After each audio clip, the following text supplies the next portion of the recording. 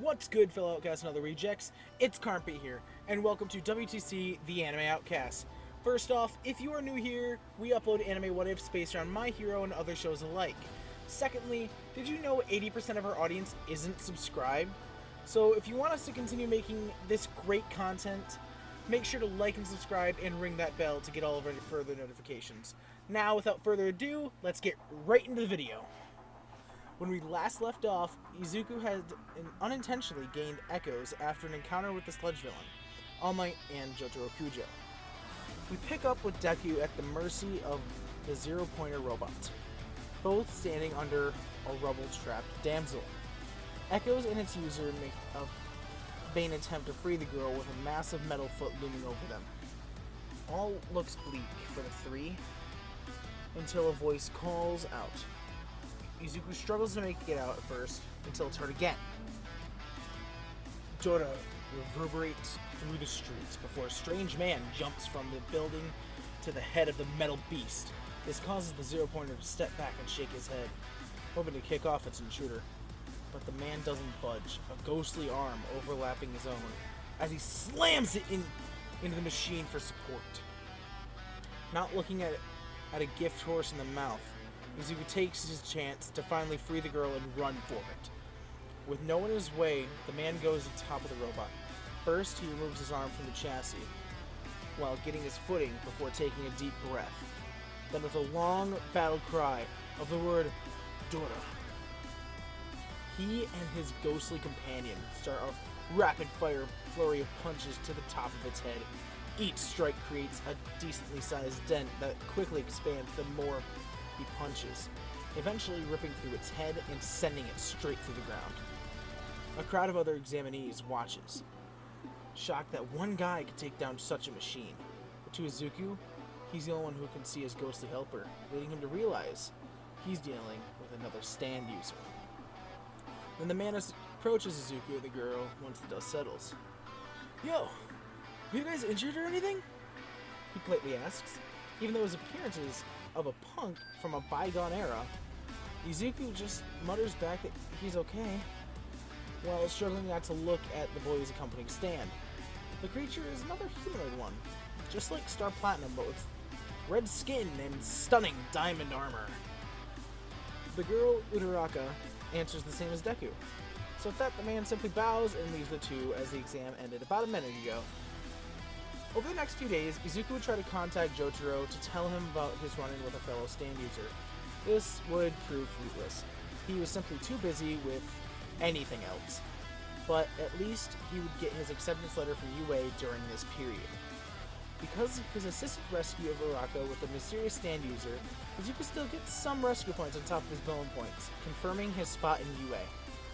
Briskly moving to his first day, we pick up with Izuku about to enter his new classroom. At first he hesitates to pull the handle. Even with echoes, Izuku sometimes still feels quirkless.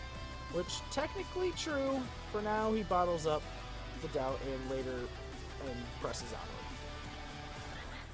But he probably should have stayed outside for a bit longer as he stumbles into a three-way argument between his new classmates. Like canon, conflict stemmed from Bakugo putting his feet up on a table, to which Ida objected, but in this version, the mystery student from before joins in on Ida's torment. He's sitting in an open window, which Ida classifies as a massive safety risk. The argument abruptly ends as the three notice Izuku, each having a different reaction. "God damn it, are they letting any schmuck in here now, or something?"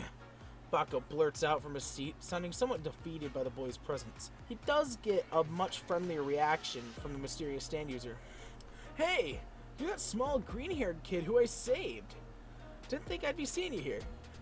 I'm Josuke Higashikata. But please, just call me Josuke, since my surname is a mouthful for a lot of people." He happily introduces himself as, which sparks something in Izuku. He had heard that name before from Jotaro, but he couldn't put his finger on the context it was used in. But he doesn't dwell on it. Instead, thoughtfully yet nervously introducing himself back. This leads to the canon interaction between Izuku and Uraraka, then with Aizawa in the apprehension test. The main difference here comes from the softball throw. Example, Bakugo wouldn't be the one called up. Instead, Josuke would be. Since he was the one who took down the zero-pointer robot and his fighting potential, he would have a higher score than him. As he walked up to the plate, Izuku starts studying Josuke in hopes of learning more about his stand. So, I'm allowed to mill this away. I want, even with my quirk, right? The stand user asks an unamused Aizawa, getting an irritated yes from him.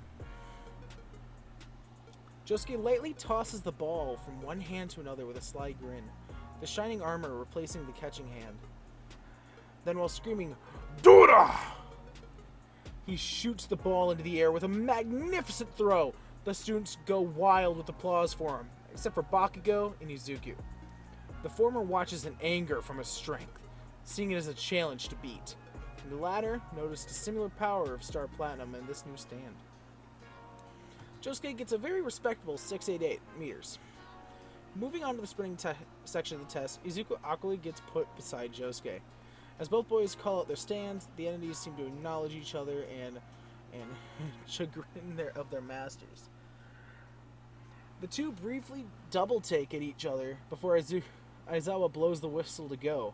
Izuku just has Echoes pull him to the end while Josuke jumps forward with his stand limbs overlapping his. Izuku and Echoes get around 6 seconds while Josuke gets 4. Both boys could have done a lot better if they weren't distracted by the sudden revelation. We're not going to go into every activity. All you need to know is that both students do reasonably well.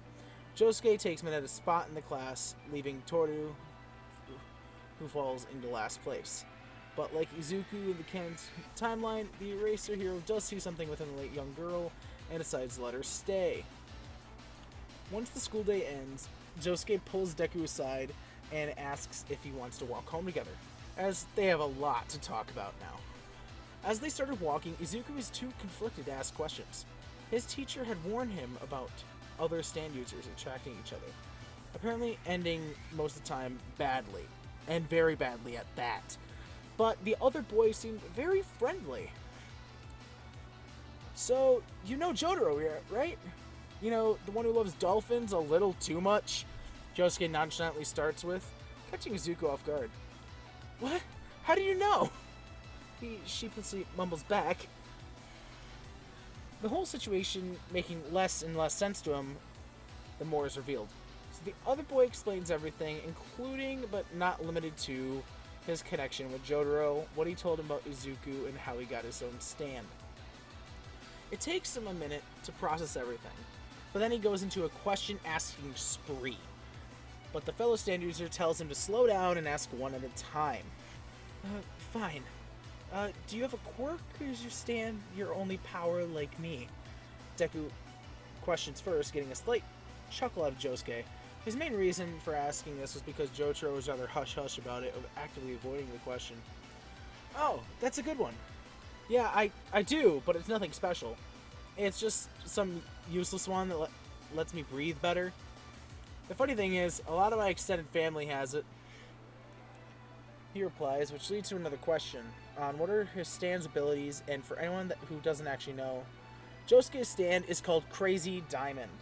It can repair most types of damage, heal injuries, revert chemical changes, complex structures to their raw components, though this power can be distorted for some rather bizarre applications of it. See what I did there? So, Izuku is blown back by that power set, viewing it as much more versatile than Echoes, but Josuke does try to uplift him by saying that doesn't make his stand bad by any extent. Moving away from the pair's conversation, the two become quick friends. After this point, in a sense, it sort of mirrors Josuke's relationship with Koichi in Part 4 of JoJo's Bizarre Adventure, Diamond is Unbreakable. Going to the next day, a lot of it stays the same, except for the group we follow.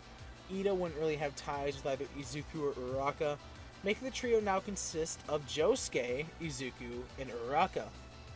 The first proper change comes in Deku's attitude towards the hero versus villain training. He's more positive than his canon counterpart, but he isn't gleaming with confidence either. Our main change here, once again, stems from Josuke, as he takes the place of Mineta on Momo's team. Ultimately, this would be a much better pairing and would lead to some exciting power combos during the match when it transpires. We properly pick up with the characters with Bakugo and Ida in the bomb room. I'm going after Deku and that Josuke guy, Bakugo bluntly explains to his begrudging partner before going to walk off. That is not a wise move, far from it. Actually, Midoriya's telekinesis and mind alteration powers plus Uraraka's zero-gravity quirk is a deadly mix, Ida rightfully warns, with Bakugo turning to face with sinister anger. Listen, Four Eyes. I'm calling the shots here. Deku's been pissing me off ever since he's got here. I need to knock him down a peg or two. Maybe 5. He then retorts, getting to barge off after that. Out with our 2 heroes, they start formulating a game plan. But Uraraka picks something up strange about his teammate. He's very hesitant to go against Bakugo. This worries the hero in training slightly, but assures herself there's a way around him. Once All Might signals the hero team, they move into the building. Izuku uses echoes to lift him up to a high window, and then lifts his partner up once he's in. It doesn't take long for the duo to find Bakugo skulking around, seeing him at the opposite side of a long corridor. He has a sadistic smile on his face as he stares down the heroes. Almost like it was on cue, Uraraka goes running in the opposite direction as soon as she sees the blind bombarder. This leaves the remaining hero and villain in an awkward standoff. Bakugo smirks at Izuku before blasting himself at him. A big right hook aimed at his head, but then the sound of explosions ring out behind him. This foolishly makes him glance back quickly, allowing Izuku to slip in close and throw him to the ground. The blast came from Echoes, apparently, who Midoriya had created that sound from behind Bakugo. From here, we're put into a similar track to canon. Deku proclaims his nickname will be one of a hero before a chase ensues between the two. And that is it for today, guys. Thanks to Outcasts and Rejects for watching till the end of the video. If this video gets 80 likes in 2 weeks, we'll continue the series. Other than that, if you have any questions about the series or channel, sound off in the comments and feel free to join our Discord. And I am Karmpit. Check out my channel down below, as long as my Twitch and my Discord. And without further ado, see ya.